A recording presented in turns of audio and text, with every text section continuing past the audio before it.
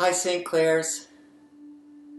Many months ago now, we began connecting with each other like this, on these videos. And this Sunday is a very special Sunday. It's the Sunday before Thanksgiving, and it's the last Sunday before Advent starts this year. So this week, I'd like to take a look back over this past year, what I'm thankful for. So just like that first faith formation video, we'll light a candle here. We have a cross, some decorations.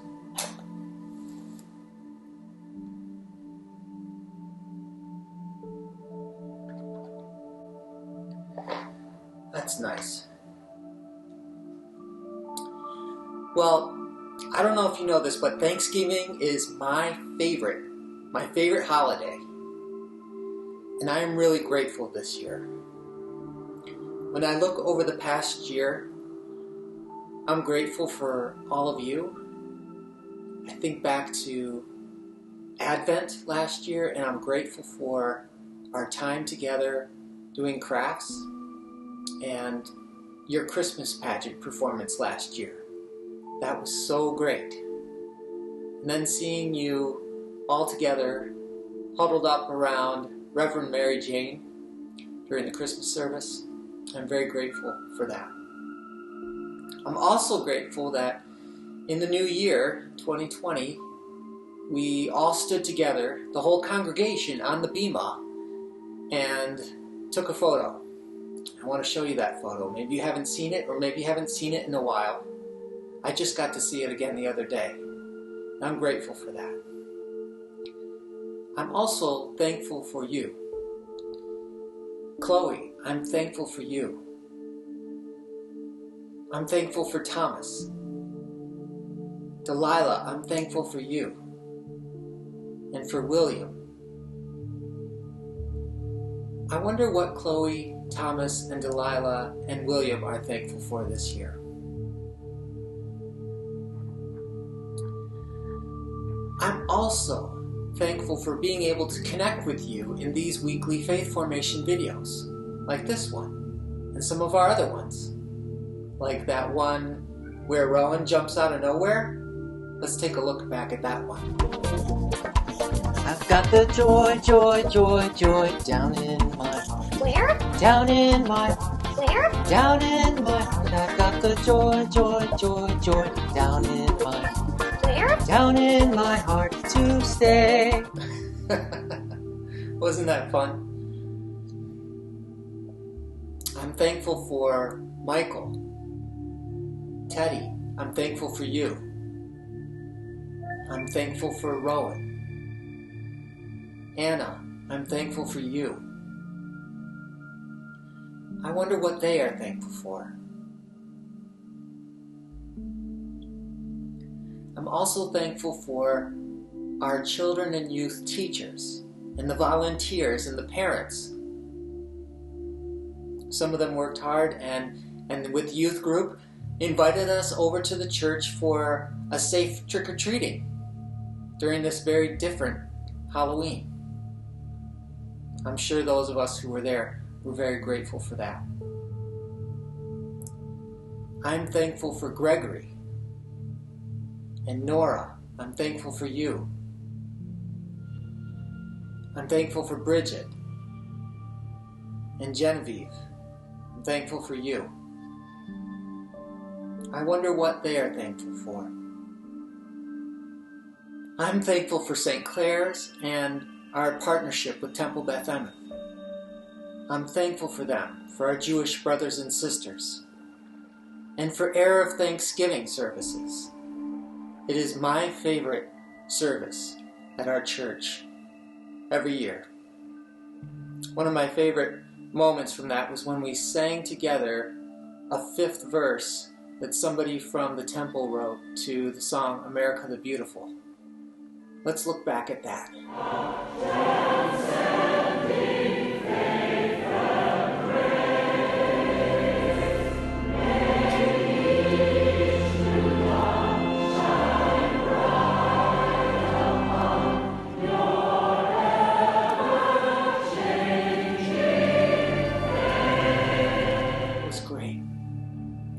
I'm thankful for Nathaniel and Ella. I'm thankful for you.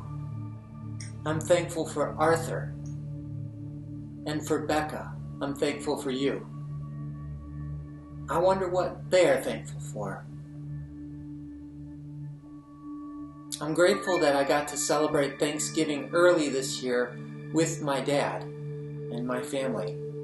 My dad was visiting, and we enjoyed the good weather by going outside and having an early Thanksgiving dinner so we could eat together safely.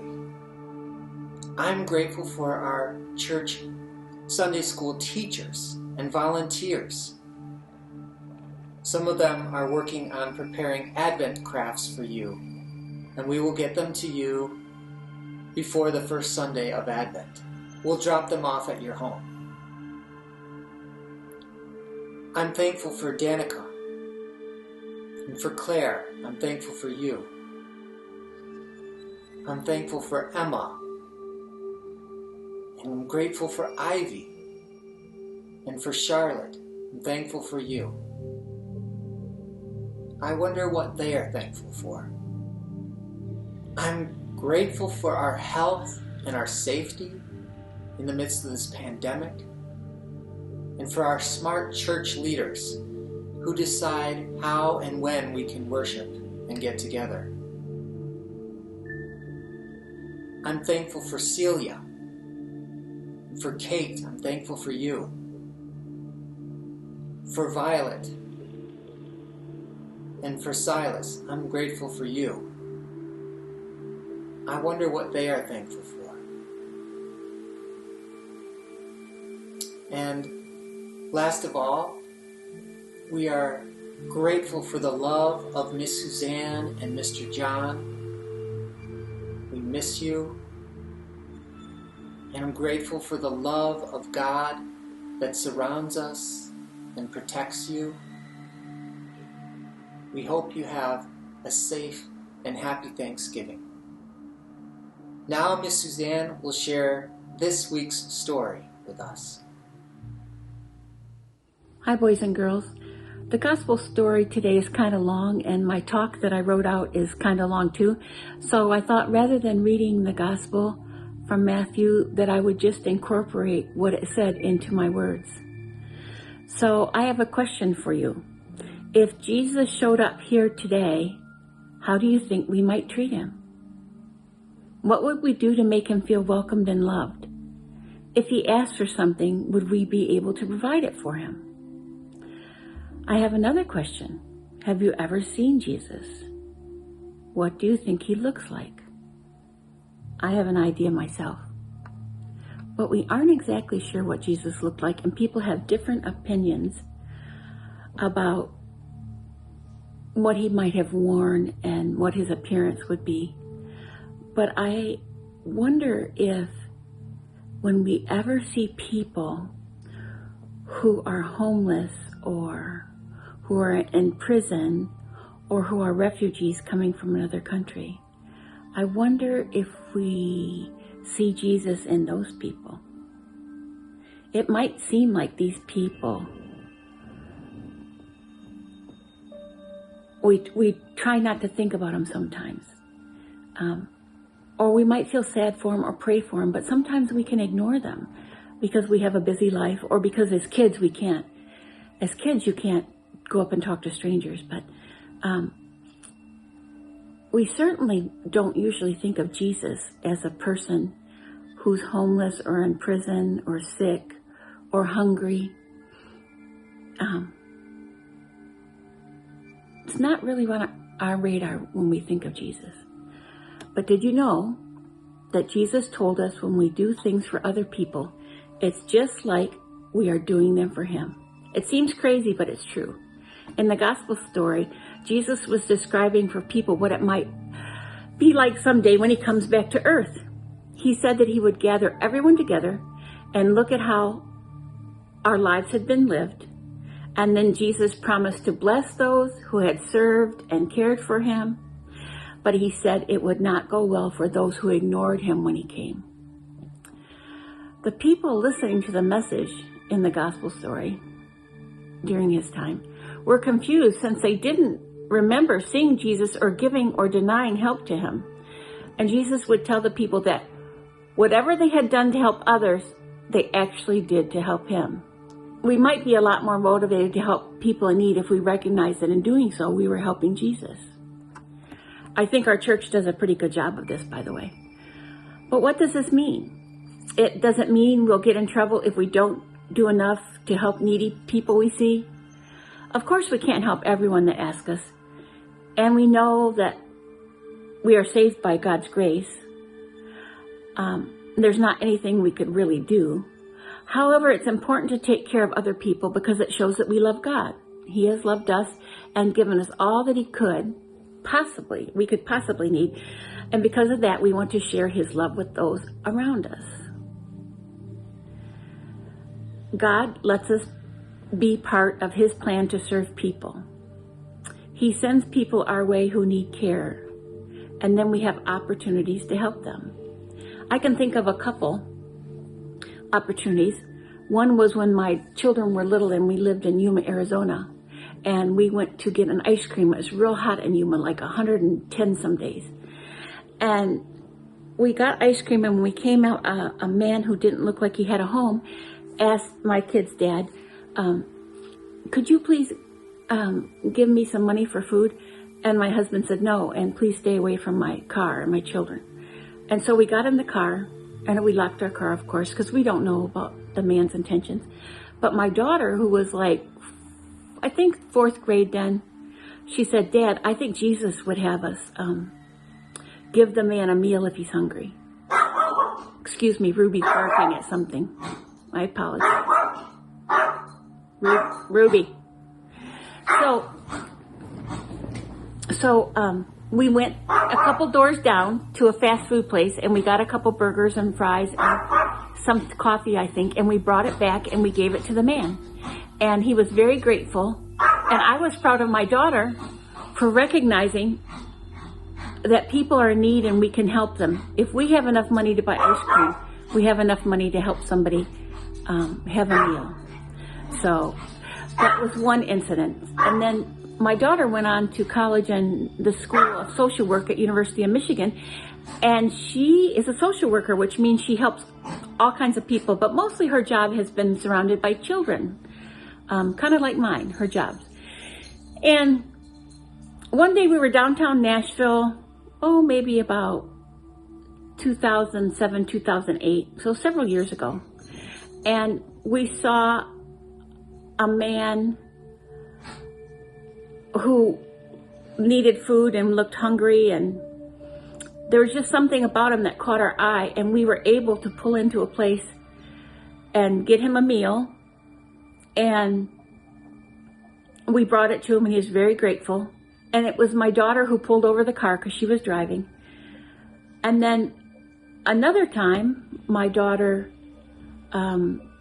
saw a man who was hungry, and I forget where it was at because she's done a lot of traveling for her job, but she asked him to join her outside and she would get him a meal, and they sat outside on a warm day, nice day, and talked about life. And it really impacted her because she saw that he was a human being just like everybody else. He just didn't have a home, and he had some other problems, but she talked to him about how he could get help and things like that.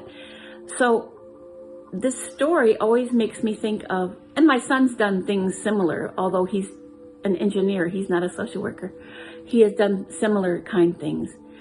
So this story reminds me that I really tried to teach my children to be kind to others and to see Jesus in them. And I think I did a pretty good job now that they're grown up. But the opportunities that we find in our life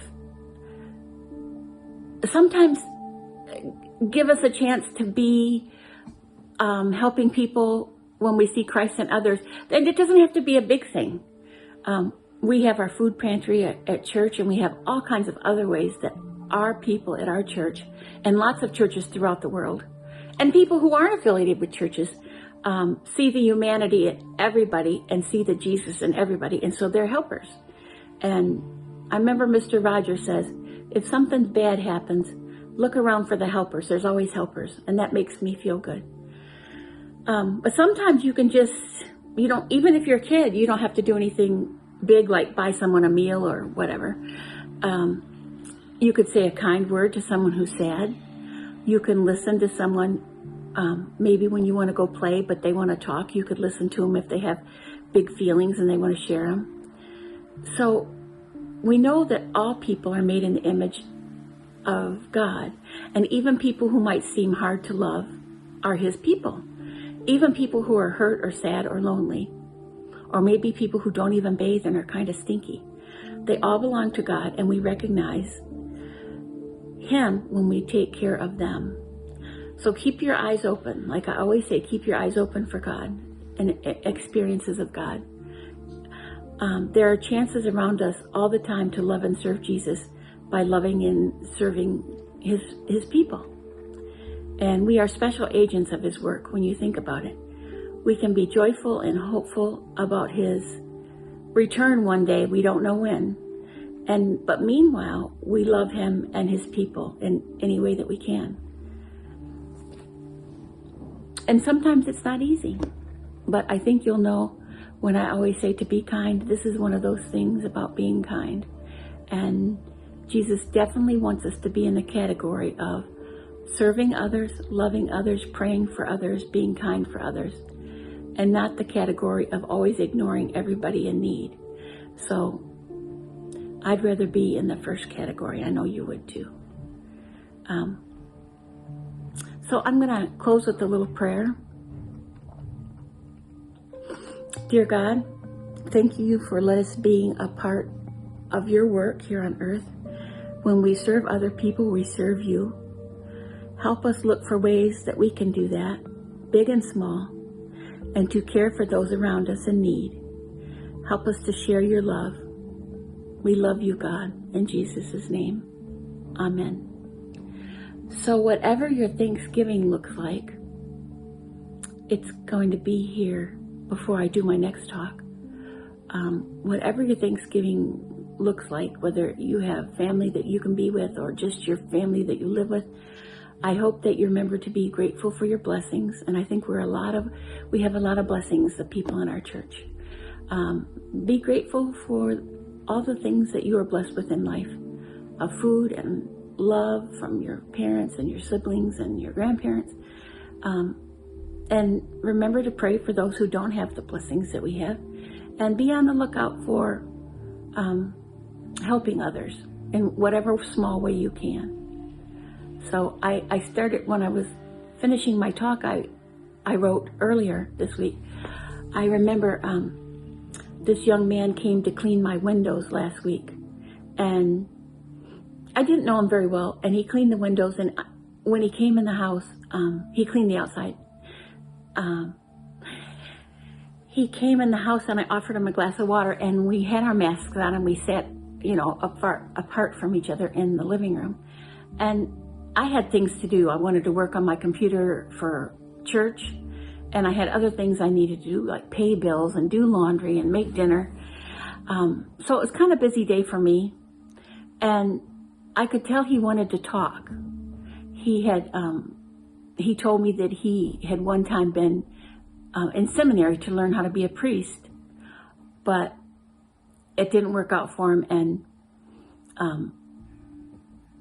he just had a lot of hardships in his life. So in my head, when I first started talking to him, I thought, I have to get my work done. And then I heard a little voice of Jesus kind of whisper in my ear saying, this young man needs you to listen to him and to tell him that he's making good choices and trying to figure out about life and all those kind of things. So I sat with him for about an hour, and I mostly just listened, which is hard for me because I like to talk. But I remember to keep my mouth quiet.